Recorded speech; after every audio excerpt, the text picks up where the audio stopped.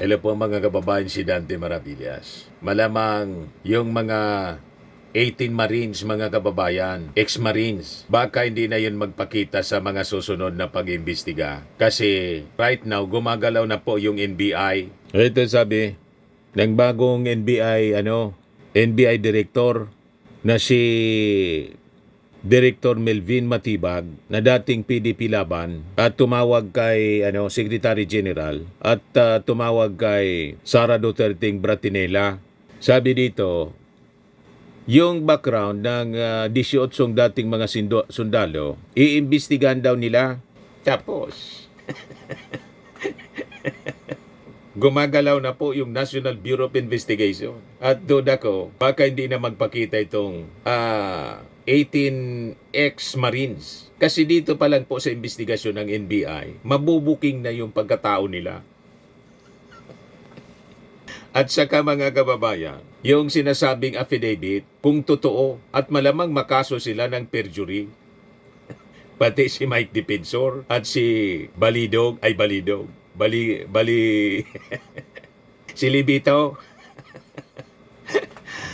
Pag napatunayan mga kababayan, gawa nila yung kwento. Ito ngayon ang sabi ni Atty. Matibag. 18 dating sundalo iimbestigahan ng NBI. Ipinahayag ni NBI Director Atty. Melvin Matibag na kanilang iimbestigahan ang background o pagkatao ng 18 nagpakilalang mga dating sundalo.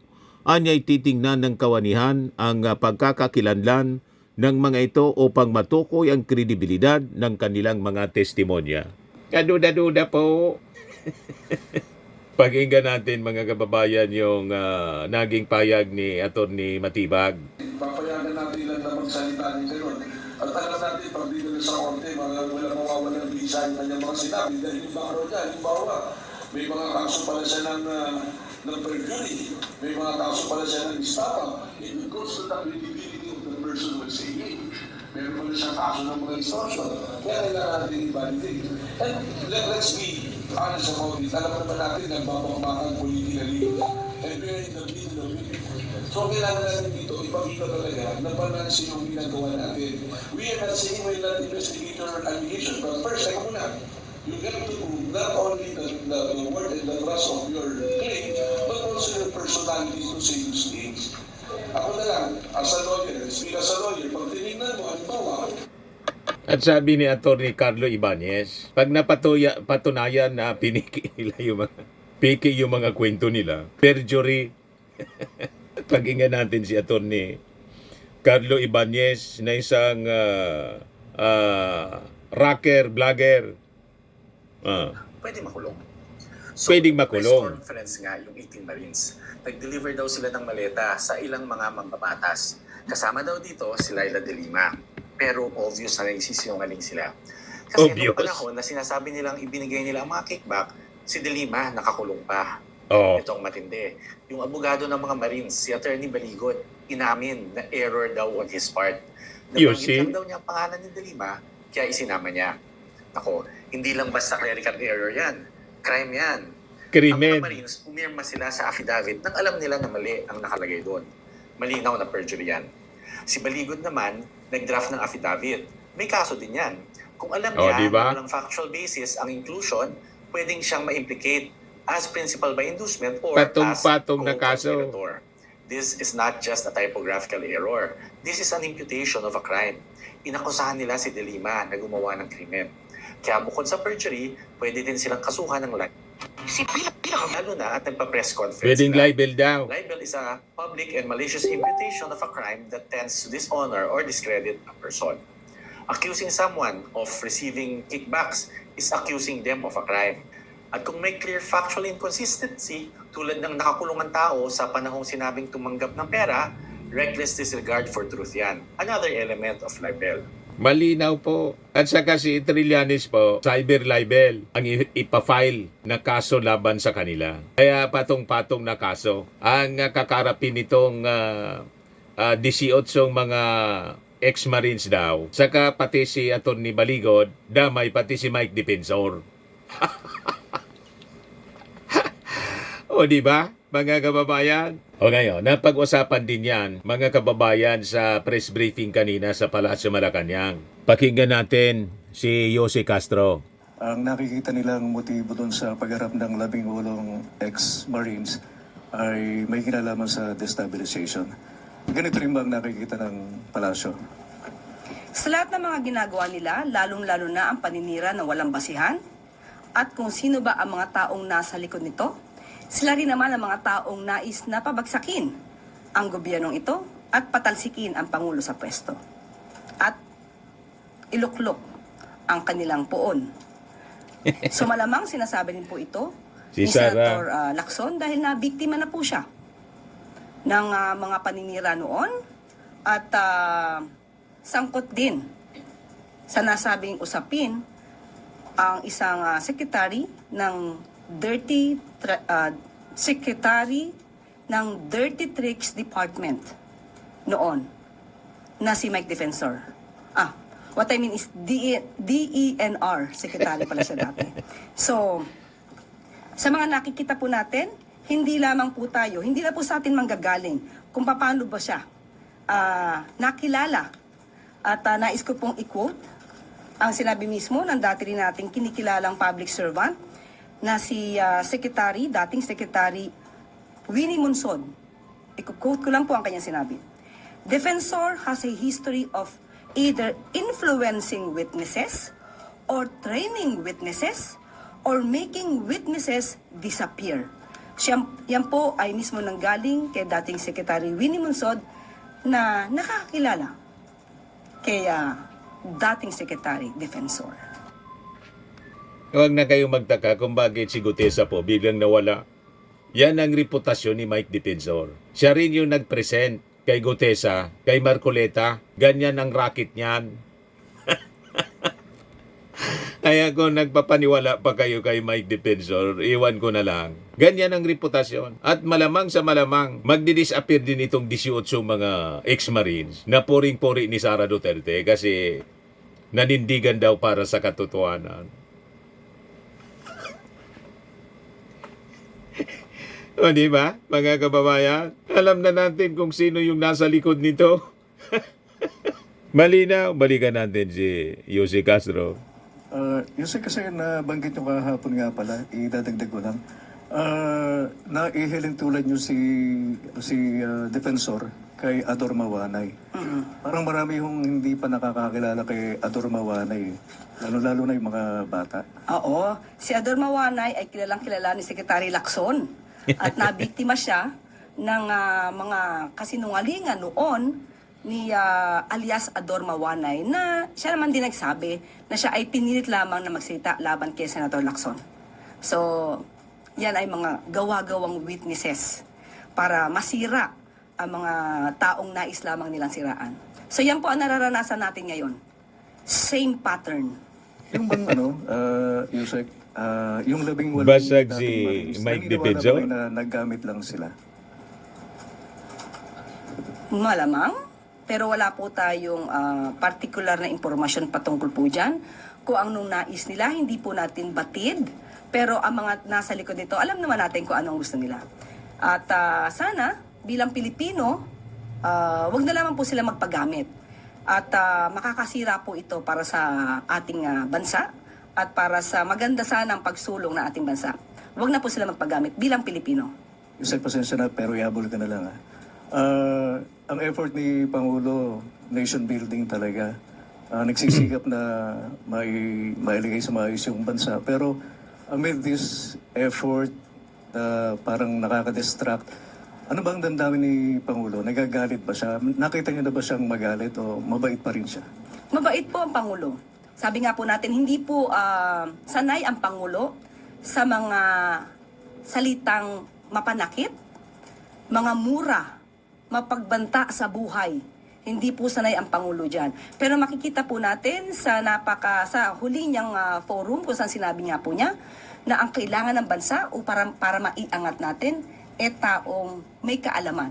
Taong magaling sa ekonomiya, magaling sa mga issue ng inflation, paggawa ng trabaho, at hindi para lang manira. Totoo po, yung ating Pangulo napakabait. Di man sila pinapatulan, di man sila pinapansin.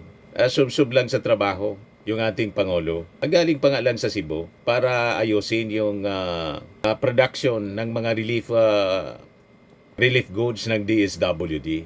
Tingnan naman ninyo po ang ating Pangulo. Mga volunteers ito na mga mag-aaral na nagpunta sa Visayas Disaster Resource Center sa Mandawi City. Galing doon yung ating Pangulo, mga kababayan. Dito ginagawa yung packaging ng mga food packs ng DSWD. Ito mga volunteers ito, kasama yung mga Boy Scouts, mga kababayan. Di ba?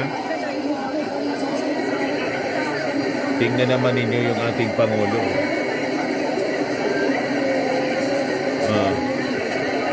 Sige lang ang trabaho.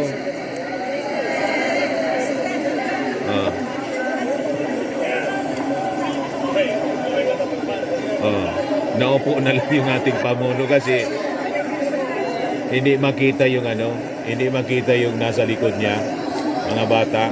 Naupo na lang para sa souvenir picture. Di ba?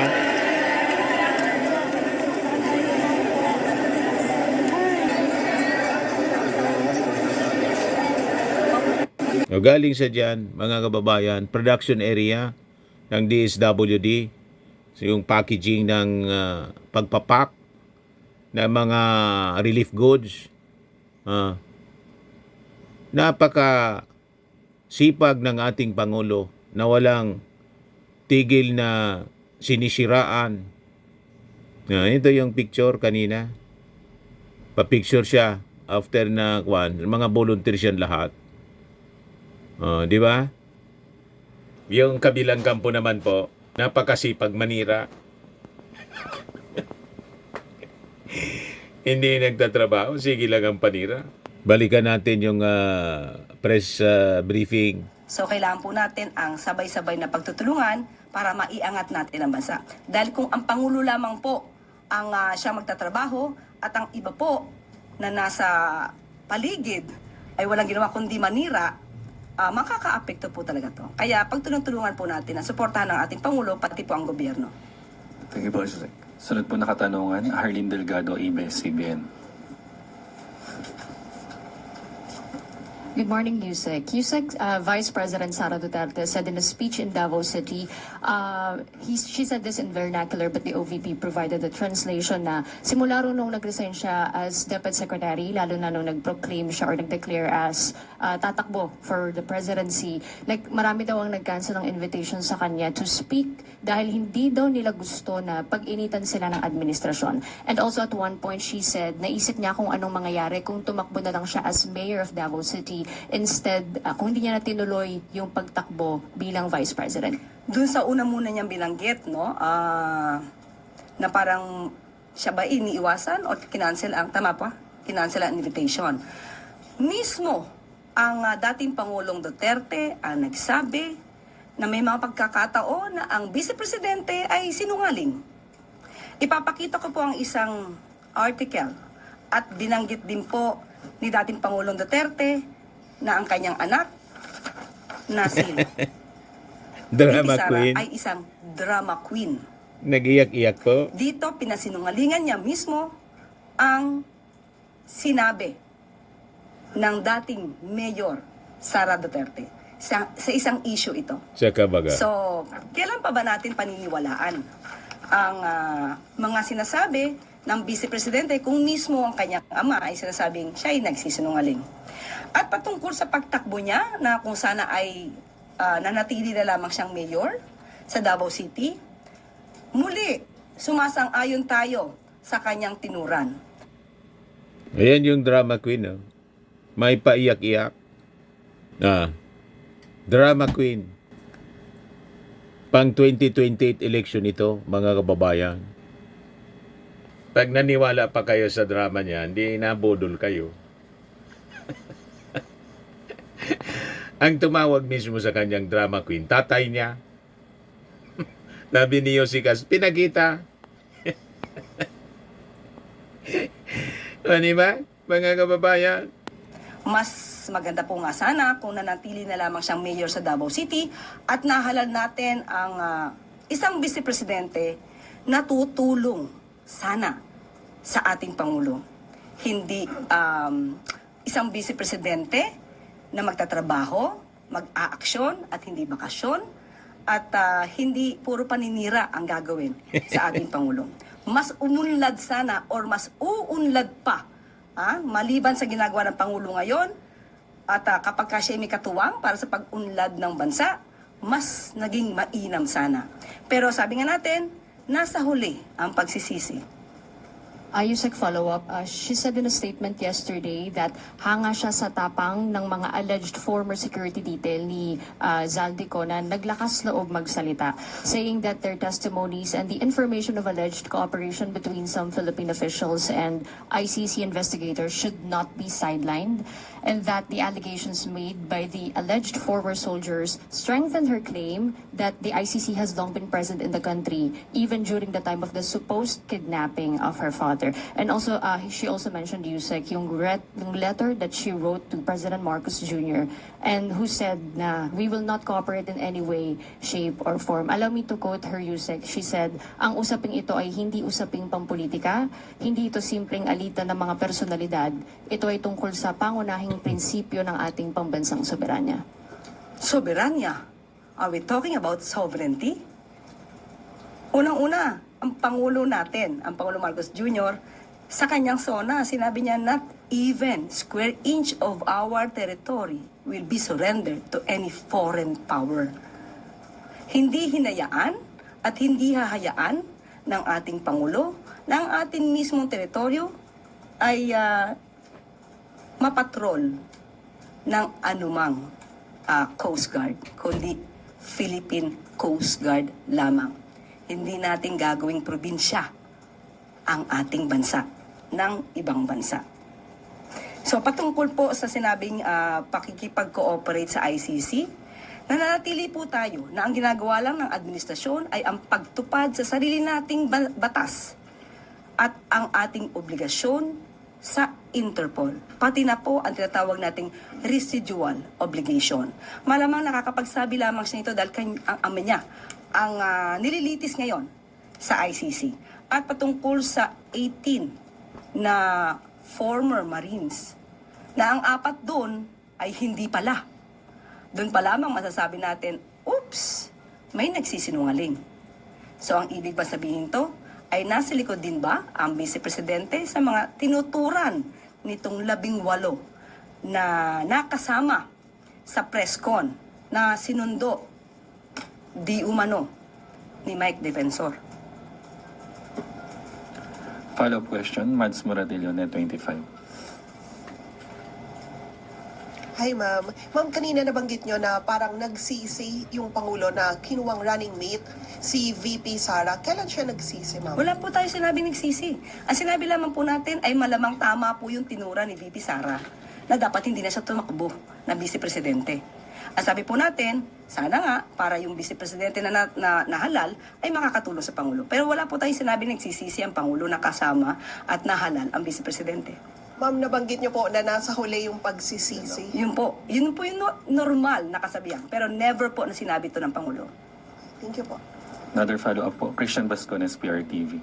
Ma'am, sinabi ni Pangulong Marcos na ang dapat before si VP Sara as secretary, marunong ba sa ekonomiya itong si VP Sara? Kayo na po magtanong mismo kay Vice Presidente. Hindi po natin masasabi kung hanggang saan ang kanyang kaalaman. Hindi po siya pinag-resign at meron po tayong babasahing announcement. Itinalaga ni Pangulong Ferdinand R. Marcos Jr. bilang Acting Secretary ng Department of Environment and Natural Resources si Undersecretary Juan Miguel Cuna. Si Secretary Rafael Lotilla naman ay itinatalaga ng Pangulo bilang Ambassador ng Pilipinas to the Holy See. Bago maitala bilang Acting Secretary ng DENR, nagsimulang manilbihan si Cuna sa departamento mula 2008 environment upang masiguro ang tuloy-tuloy na operasyon sa DENR, nagpapatuloy ang matiwasay na transisyon sa pagitan ni na Secretary Lutilla at Cuna. Samantala, nagpapatuloy naman ang proseso ng pagpasa ng mga pangalan ng acting secretaries para sa kanilang confirmation. Ma'am, kailan po na-appoint as ambassador to the Holy See si Secretary Lutilla? Ibibigay ko po sa inyo ang papel. Mamaya-maya lamang po. Opo, but he did not resign. Hindi po siya nag-resign. At hindi po siya pinag-resign. Opo. And Yusek, on to my other question. The defense justified the term neutralized to mean that FERRD did not have a hand in the killings and that it means to arrest through legal means. Isa pa pong argumento ng defense ay hyperbole lang ang lahat ng pronouncements ni former President Duterte and shouldn't mean that he was ordering the killing. Any statement or comment from the palace po? Okay. Tingin ko dapat prosecution ang sumasagot niyan. But I just came to realize why Attorney Kaufman used the word neutralize Duterte and his legacy. Sa ating pananaw, ginamit niya ang word na neutralize para hindi masabi na yung word neutralize sa Filipino term natin ay to kill. So ginamit niya to para in general magagamit siya in some other way. Pero sa Pilipinas, pag sinabi mong neutralize and ang gumamit nito ay ang law enforcement agencies, military, when you say neutralize, it's a euphemism for killing. Pati yung word na tukhang, sa Filipino term, pag sinabi mo na tukhang ka o itotokhang ka, it means kill. So, maaaring depensa nila yon, hindi natin sila masisisi doon. Trabaho po ng abogado yon. Especially po ay siya naman ay binabayaran ng pamilya Duterte or may natatanggap siyang professional fee for that. Follow-up question, Marisol Halili, TV5. Good morning, Yusek. Ma'am, on Lutilla, may we know the reason why there was a change in the leadership in the DENR? According to what we have heard, ang sinabi po ay mas nais ngayon po ni Secretary Lutilla ng lighter assignment. So, yun lang po ang naibigay sa ating information. Why, bakit po lighter assignment? Ambassador to the Holy See. Baka lagi po siyang magdarasal. But has something to do with his confirmation as part of the cabinet? I was not informed about that. Yun lang po. He chose to have a lighter assignment. Thank you, ma'am. Thank you. Sunod na tanong, Christian Bascones, PRTV.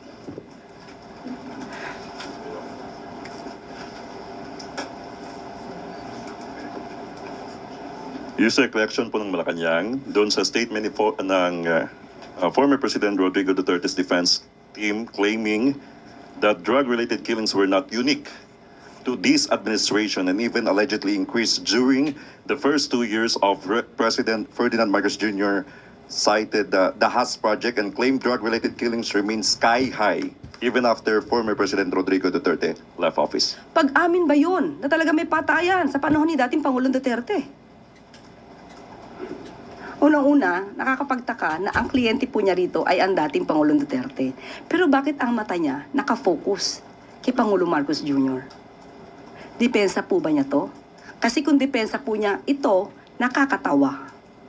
Pero kung may basihan ang sinasabing ito, ang Pangulo, alam po natin, ayaw po ng marahas na paglaban sa illegal na droga.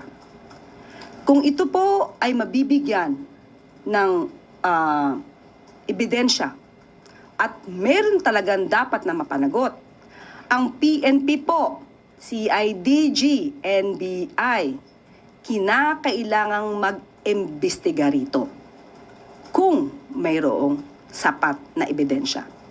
Hindi po palalagpasin ng Pangulo ang mga abusado. So ibig sabihin po ba, open yung government to any independent review or investigation to clarify this matter as soon as possible? Kailangan po kung ito po'y nadinig. Pero dapat kung sino po ang nagsasabi nito, kung sino po ang nagbibigay ng ganitong klaseng impormasyon, dapat kompletohin nila, hindi numero lamang. Kung saan nangyari, sinong involved, hindi po na naisin ng Pangulo na may lumusot na mga abusado. Salamat. Follow-up question, Darlene kay GMA7. Good morning, Yusek. Related po doon, according to the DAS project, there have been 1,183 drug-related killings during the Marcos Jr. administration as of February 23, 2026. What is the palace statement on this? That's why.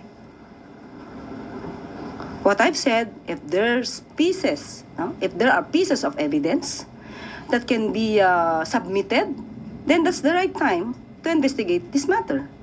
Hindi po gugustuhin ng Pangulo na mabahira ng administrasyon na ito ng madugong extrajudicial killing dahil hindi po yan ang kanyang legasiya. Will the palace be ordering a motu proprio investigation or dapat ba may mag-complain? Saan po manggagaling ang impormasyon? Kung sino po ang nagsabi niyan, magbigay agad sila ng kanilang mga detalye sa PNP, CIDG, NBI para ito po ay maimbestigahan. Hindi po kailangang mag-utos pa ang Pangulo. Trabaho po ito ng mga investigative bodies natin para kung sino yung dapat managot, dapat na managot.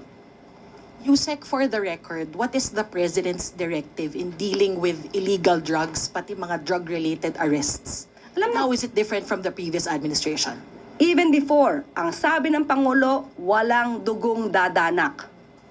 Hindi po niya ginugusto ang extrajudicial killings. Ang pagsugpo sa iligal na droga ay may tamang pamamaraan. Lagi pong pinapanatili ng Pangulo ang tinatawag nating due process. Kailangan madinig din po ang mga taong inaakusahan. Hindi po kinakailangang ipapatay agad nang hindi sila nadidinig. Hindi po yan at wala po sa konstitusyon natin ang salitang death penalty. Hindi po ito pinapatupad sa bansa natin. Sunod na tanong, Maricel Halili, TV5. Yusek, follow-up. In an interview, Attorney Kaufman was asked if he has a message for you, and he said, if she wants to invite me to Manila, I'd be happy to come in and discuss the interim release of Duterte. What's your response? First of all, I'm not inviting him. If ever, everybody is welcome to see the beauty of our country. Welcome man, lahat ng turista, pati pamilya, kasama yan. And if he will be coming to the Philippines, I am more than happy to treat him. Buy him balut, bagoong, kwek-kwek, ayudi, adidas. But I will not discuss about the interim release because it has already been dissolved by the ICC. So pag-uusapan lang namin ang ganda ng Palawan, El Nido, Manila Zoo, lahat po yan. Yun lang po. Sunod na tanong, Ann Soberano, Bombo Radyo. Yusek, good afternoon. Yusek, sa nagpapatuloy na pagdinig po ng ICC sa kaso ni XPRRD, may nakikita po bang Malacanang na legal o diplomatic implications para sa Pilipinas habang patuloy po itong proseso sa ICC? Sa ngayon ay hindi naman po nagiging issue ito dahil malamang ang makikita lang ng ibang bansa sa bansang Pilipinas ay hindi po nagtotolerate ng anumang kriminalidad, hindi po nagtotolerate ng anumang pang-aabuso. Okay. Follow up lang din, Yusek. Paano po titiyakin ng Malacanang na ang isyong ito ay hindi makakaapekto sa kasalukuyang foreign relations sa Pilipinas at sa tingin po ba ng palasyo may epekto ang kasong ito sa political climate ng bansa habang papalapit po ang 2028 election? Kung ang isang tao ay mag-iisip kung ano ba ang ginagawa ng Pangulo at ng administrasyon na ito, mas gugustuhin po nila ang nangyayari ngayon. Dahil ang Pangulo umaayaw sa abuso, umaayaw sa mga feeling above the law. So, doon lamang po siguro hindi po magkakaroon ng anumang issue ito sa atin na administrasyon dahil tumutupad lamang po ang Pangulo sa batas. Sunod na katanungan, Let Narciso, DZRH. Yusek, sa confirmation hearing po ng CA, kinumpirma ni PSC Commander Abayon na walang security personnel ang PSC na naka-assign kay Senator Amy. Ano po ang paliwanag ng palasyo dito? Naipaliwanag na po yan. So, yun na lang po. Doon lang po tayo sa ano po sinabi ni Admiral Abayon.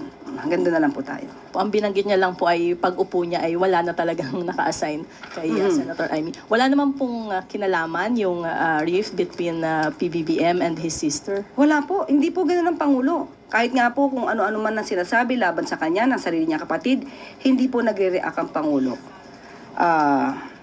na negatibo sa kanyang kapatid. So, wala po. Wala pong kinalaman yan.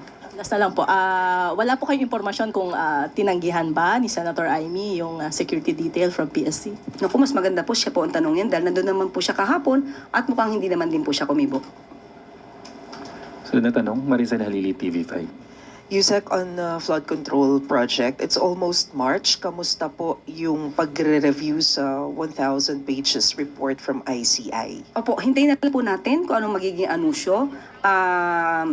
Kanina lamang po ay nag-follow up po tayo sa OES at hintayin na lamang po natin ang magiging anunsyo dito. Ma'am, napansin ko kasi yung last na report ni PBBM about sa flood control was way back December 18, 2025 when he announced yung arrest kay Sara Diskaya in relation to the Davao Occidental flood control. Bakit ganun po kalaki yung gap when it comes dun sa giving of updates on the flood control project? Hindi na ba siya kasama? Is there a change in the priorities of the government? Ang sabi po kasi ng Pangulo sa huli ko sinabi sa inyo, ang sabi niya, we are moving forward. Ang mga pag-iimbestiga po sa flood control projects ay ibinibigay po niya sa ICI, sa DOJ at Ombudsman. Kasama na rin po ang DPWH of course. At ang tututukan po talaga ng Pangulo kung paano pauunlarin ang ekonomiya ng bansa. So sa mga flood control projects, total na simula na po yan. Marami na rin po mga kaso na nairekomendang isampa. Marami na rin pong kaso na naisampa. Marami na rin pong taong mga naaresto at ngayon yung iba yung nagtatago. Marami na rin pong kickbacks na naisoli sa Pilipinas sa ating kaban ng bayan. So ang focus po talaga ng Pangulo ngayon ay tutukan ang ekonomiya ng bansa. But Yusek, with all due respect, people are asking for accountability, and up until now, we still don't have an update about Saldico. So at least, can the government provide us, where are we in terms of looking for Saldico and yung iba pang mga kasabwat? Ang huli pong naibigay sa akin dahil mas maganda po ugnayan dito ay ang DILG. Sila po talaga, ang law enforcers po talaga ang makikipag-ugnayan sa Interpol. So ngayon may pending po tayong request at hindi po na ibibigay sa atin sa ngayon ano ang status, pero may pending po tayong request for cooperation ng Interpol. So yung mga kababayan po natin, wag po tayong, although alam natin na nakakainip, pero meron po kasing ibang agency na involved, ang Interpol po. So, ang administrasyon po ito at ang gobyernong ito ay patuloy sa pagtatrabaho at paghanap sa mga kababayan natin na nagtatago sa ngayon. Thank you, Yusek. Para po sa huling katanungan, Rafi Ayeng, Daily Tribune. Hi, Yusek. Kung na-receive nyo po yung matrix, yung kumakalat ngayon na sinasabi, ang title is Link Analysis to the Masterminds. Marami pong binabanggit ng personalities dito na nagko-corroborate doon sa sinabi naman ni Gotesa when it comes to delivering of nung billions of money na bribe daw. Any reaction po? So, saan to galing? Sa Dirty Tricks Department Secretary? Sa kumakalat po siya sa online. Online lang? So, hindi pa verified? Pero galing ba to sa mga dating sundalo? Hindi naman. Wala lang. Online lang. So, saka na natin sagutin yan pagka online? It can be fake. Hindi natin alam. Dapat pag verified na, saka natin dalhin dito ang usapin. Hindi na pinatulan ni Yossi Castro. Ito siya, pinapakalat ng Net25 sa social media. Metric link analysis to the masterminds. Tinuturi yung ating Pangulo. Tapos asa na si Martin Romualdez dito. Ito. Pati si Sandro nandito. Puro pamimiki po ang alam nila. Ay, nago. Anyway, imbestigahan na yan iimbestigahan sila ng NBI. Malamang makaso sila. Patong-patong na kaso karapin nila mga kababayan. Buti nga.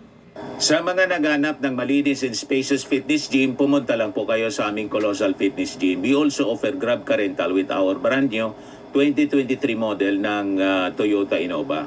We also accept booking for those who are planning to travel via PAL, Cebu Pacific, and other airline companies, local and international, and bills payment for Meralco Bills, PLDT, Aleco Bills, etc. Ang Colossal Fitness Gym is located at 3rd floor Security Bank Building, Landco Business Park, Legazpi City, Albay. For inquiries, look for Chilon Maravillas. Contact number 0966-802-0949. Yan yung aming Innova. Lagi na pong matao sa amin. Pati mga foreigners po, tingnan ninyo. Mga British tourists sila. Ang lalaki ng katawan na, mga kababayan, nag-gym sa amin. Ito naman po, Indian National. Ito mga mga European sila. Ito naman yung bago naming product na binibenta online, Eye Glow Serum. Whitening po siya galing sa South Korea.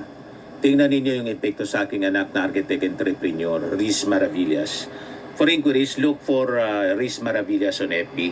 Ito naman po, Fairmax Firming and Lifting Cream, pinapahid po sa mga pulses and other affected area. Mainam po sa mga pains at paninigas na mga kaso-kasuan. Ito po, Automax Radiant Serum. Sa mukha naman yung application. Anti-aging po siya. You will look 10 years younger than your age. Ito naman po yung bagong product naming binibenta online. I am worldwide pure organic, amazing pure organic barley from Australia. Mainam po ito sa mga cancer patients. Tingnan ninyo itong pasyente, mga kababayan. Siya si Yudi Tan. Sabi niya, isang ovarian cancer survivor. Sabi niya, barley did not just save my life, it gave me a new life. In 2019, Julie faced the fight of her life through surgery and harsh chemotherapy. I am worldwide amazing pure organic barley became her source of strength. It boosted her immune system when she needed it most. It gave her the energy to keep going. 100% organic po siya, immune system booster, trusted by survivors. For inquiries, dumiretso na lang kayo sa aking anak na architect entrepreneur, Riz Maravillas. Sa mahilig naman po sa mga imported bags and wallets, dumiretso na lang kayo kay Ma'am Eileen Rosales. Eileen Closet po, nakabase siya sa Amerika. Yan yung kanyang online selling.